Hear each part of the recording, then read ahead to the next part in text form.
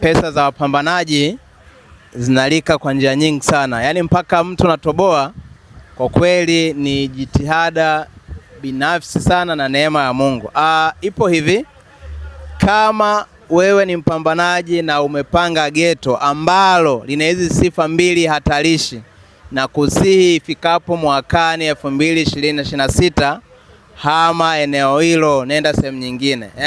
Umepanga sehemu ambayo mara aidha wapangaji wenzako wa dada wanakuja mara nakuomba mboga na kuomba chumvi, alafu inakuwa ni too much sana sana, anakuwa anafanya hivyo.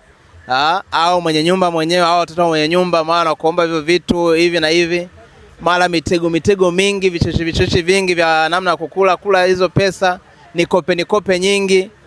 Na kusihi hiyo nyumba ulioishi uliopanga hapo, hama mwisho we mwezi huu, mwakani hama uende sehemu nyingine.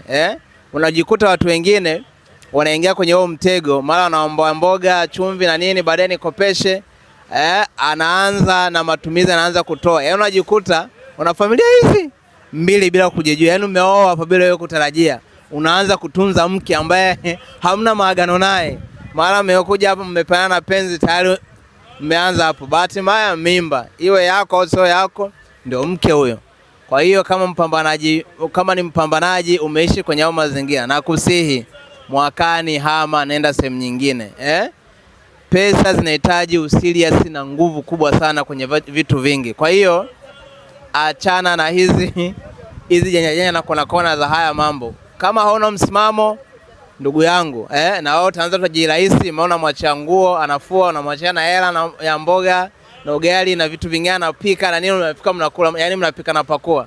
Mmeoana bila sababu ya msingi. Ukiulizwa umeoa unagoma, kumbe unaishi na mke. Wazazi wako wanajua umekaa geto peke yako, kumbe una mke. Jose, umesikia hiyo? Juma, mnaisikia hizo? Mnajipa majukumu ambayo basi bwana, niishi hapo. Lakini mpambanaji mwakani badilika.